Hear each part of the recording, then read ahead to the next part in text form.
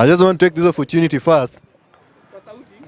Yeah, I'm saying thank you. First and foremost, I want just to make people alert about the cholera thing. It's not a joking matter.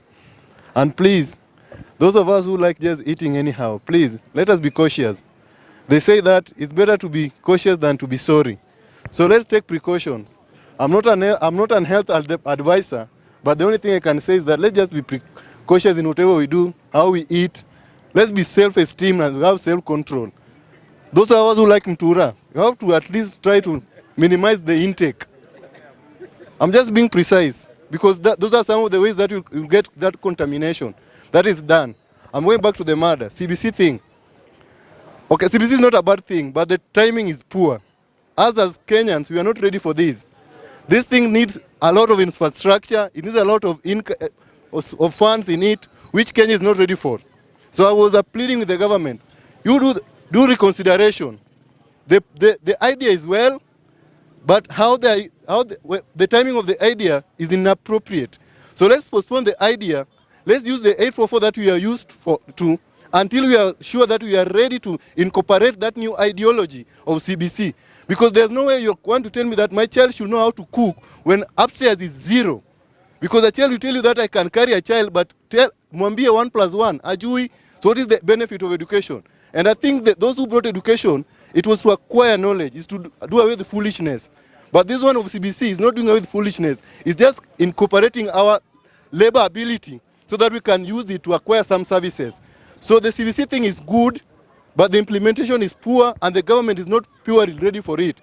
So let's uphold it for now, for even 2042 when Raila will be president, then we can bring it in. I don't know, that's depend on the political analyst from Kibra. The second thing, what we talk about the mass exodus from Azimio. I'm not so much into the line of politics for long, but what I know that a coalition has a specific determination or it has a specific objectives. Once that coalition does not attain that objective, it has to fall apart so that we look at an appropriate way to at least to make an advent for the incoming election. So for me, I don't see that something like Azimio. Those people are not loyalties. Those people are there for their own stomach. Now that they cannot have anything for intake, they want to look for that intake somewhere else. So let them go. As far as I'm concerned, we had a lot Pentagon. It died. It never stopped Raila from contesting. We had another one who came, Nasa Hawa. It went. Raila contended, but still. So these people, let them go. These people are self-centered.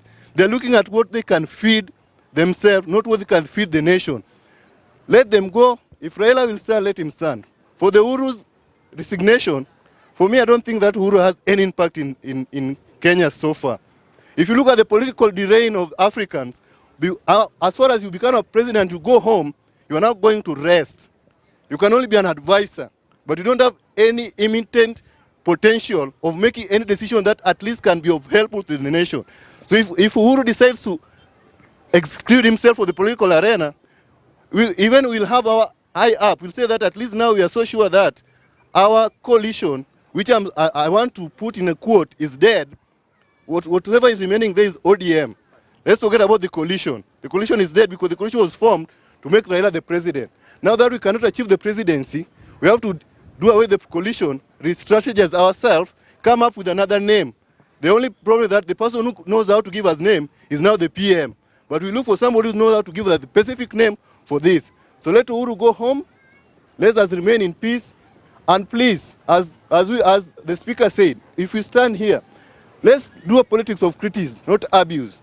Right now, and a point of may I know, there's something I've seen trending which is not good. Please, don't use somebody's name in vain. People are now trending with Nuru's name so much, and I had that concern.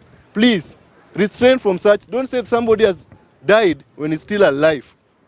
Because it's you will die and will celebrate. Thank you, Mr. Speaker.